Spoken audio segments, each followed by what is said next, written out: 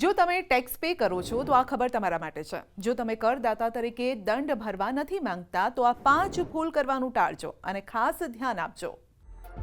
વર્ષ 2025-26 માટે ITR file કરવાની સિઝન હવે શરૂ થઈ ગઈ છે અને આ સાથે ઘણા કરદાતાઓએ પગાર સ્લીપ, વ્યાજ પ્રમાણપત્રો અને ડિવિડન્ડ સ્ટેટમેન્ટ સહિત ઘણા મહત્વપૂર્ણ દસ્તાવેજો એકત્રિત કરવાનું શરૂ કરી દીધું છે.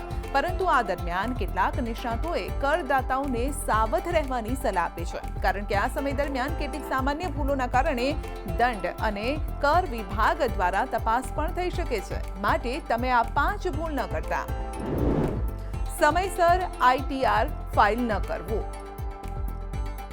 સૌથી સામાન્ય ભૂલોમાંની આ એક છે. સમય મર્યાદા પછી ફાઇલ કરવો. આ વર્ષે આઈટીઆર ફાઇલ કરવાની છેલ્લી તારીખ 15 સપ્ટેમ્બર 2025 છે અને આ તારીખ પછી ફાઇલ કરવા પર ₹10,000 સુધીનો દંડ પણ થઈ શકે છે.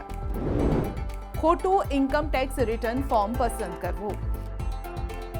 કરદાતાઓની વિવિધ શ્રેણીઓ માટે અલગ અલગ ફોર્મ લાગુ પડતું હોય છે. ઉદાહરણ તરીકે, પગાર કરદાતાઓએ આઈટીઆર 1 નો ઉપયોગ કરવો જોઈએ, જ્યારે કે વ્યાવસાયિક આવક અથવા તો મૂડી લાભ ધરાવતા કરદાતાઓએ આઈટીઆર 2 અથવા તો 3 નો ઉપયોગ કરવો જોઈએ.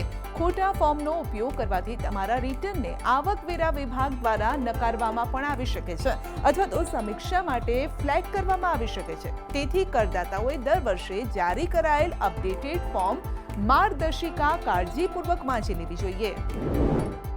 ઈ-વેરિફિકેશન ન કરવું. આઈટીઆર ફાઇલ કર્યા પછી 120 દિવસની અંદર તેનું વેરિફિકેશન કરવું જરૂરી છે, અન્યથા તે અમાન્ય થઈ શકે છે. શક્ય તેટલી વહેલી તકે વેરિફિકેશન કરવા માટે તમે ઓનલાઈન પદ્ધતિ અપનાવી શકો છો અને આ માટે તમે આધાર, ઓટીપી, નેટ બેન્કિંગ અથવા તો ડીમેટ એકાઉન્ટ લોગિનનો ઉપયોગ કરી શકો છો. મેન્યુઅલ વેરિફિકેશન પોસ્ટ દ્વારા પણ કરી શકાય છે, પરંતુ તેમાં વધુ સમય લાગે છે. આવકના તમામ સ્ત્રોતોનો ખુલાસો. કરદાતાઓ ઘણીવાર આવકના તમામ સ્ત્રોતોનો ખુલાસો કરવાનું ભૂલી જાય છે. એફડી, ભાડાની આવક, મૂડી લાભ અથવા તો અન્ય નોકરીઓમાંથી મળેલી આવકમાંથી મળતું વ્યાજ જાહેર કરવું આવશ્યક છે. હાલમાં તમામ નાણાકીય ડેટા પાન દ્વારા લિંક થયેલ છે અને તેથી કોઈપણ વિસંગતતાના કિસ્સામાં વ્યક્તિએ તપાસનો સામનો કરવો પડી શકે છે અથવા તો દંડ પણ લાદવામાં આવી શકે છે. ફોર્મ 16 અને ફોર્મ 26AS વચ્ચે મેળ ખાતો નથી.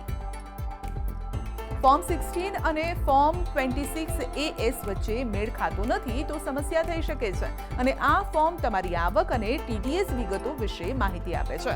આવકવેરા વિભાગના જણાવ્યા મુજબ ફાઇલ કરતા પહેલા બધી વિગતો મેચ થાય છે કે નહીં તેની ખાતરી કરવા માટે તેને ક્રોસ ચેક કરવું જોઈએ. જો તમે ભૂલ કરો છો તો ચિંતા ન કરો. આવકવેરા કાયદાની કલમ 1541 મુજબ વાસ્તવિક અથવા તો કારકુની ભૂલો માટે સુધારણા ફાઇલ કરી શકાય છે. જો આપણે ટેક્સ ઓડિટમાં આવતા હોઈએ તો આપણે ઓડિટ કરાવવું કમ્પલસરી છે. જો આપણે ઓડિટ નથી કરાવતા તો આપણને પેનલ્ટી લાગી શકે છે. ત્રીજો મુદ્દો, ટીડીએસ જો ડિડક્ટ કરવાનો હોય, ટેક્સ ડિડક્ટેડ એટ સોર્સ, સેલરીમાંથી, ઇન્ટરેસ્ટમાંથી, તો એ આપણે ટીડીએસ કાપવો જોઈએ. જો આપણે ટીડીએસ સમયસર નથી કાપતા અને સમયસર નથી ચૂકવતા સરકારને તો એમાં પણ આપણને પેનલ્ટી લાગી શકે છે. ઇન્કમટેક્સ ડિપાર્ટમેન્ટ તરફથી જે નોટિસ આવે છે તો એ નોટિસનો આપણે સત્વરે સમય મર્યાદામાં જવાબ આપી દેવો જોઈએ. જો આપણે નથી જવાબ આપતા તો આપણે ફોલ્ટમાં આવી શકીએ છીએ. અને જે ઇન્કમટેક્સમાં ટ્રાન્ઝેક્શન બતાવવાના હોય તો એ બધા ટ્રાન્ઝેક્શન આપણે બતાવવા જોઈએ. દાખલા તરીકે ફોરેન કરન્સીના ટ્રાન્ઝેક્શન હોય, ફોરેન ટૂરના ટ્રાન્ઝેક્શન હોય અને એ ડિસ્ક્લોઝર માંગ્યું હોય તો આપણે ડિસ્ક્લોઝર આપવું જોઈએ. દરેક સોર્સ ઓફ ઇન્કમ બતાવવી જોઈએ. જો સોર્સ ઓફ ઇન્કમ સેલેરીની હોય, ઇન્ટરેસ્ટની હોય કે કોઈ ગેમ્બલિંગ હોય, શેર બજારની હોય તો એ ડિસ્ક્લોઝ કરવી જોઈએ. રિટર્ન સમયસર ફાઇલ કરવું જોઈએ. જો આપણે ઇન્કમટેક્સ રિટર્ન સમયસર ફાઇલ નથી કરતા તો એના ₹1,000થી પેનલ્ટી શરૂ કરીને ₹5,000, ₹10,000 સુધી જઈ શકે છે.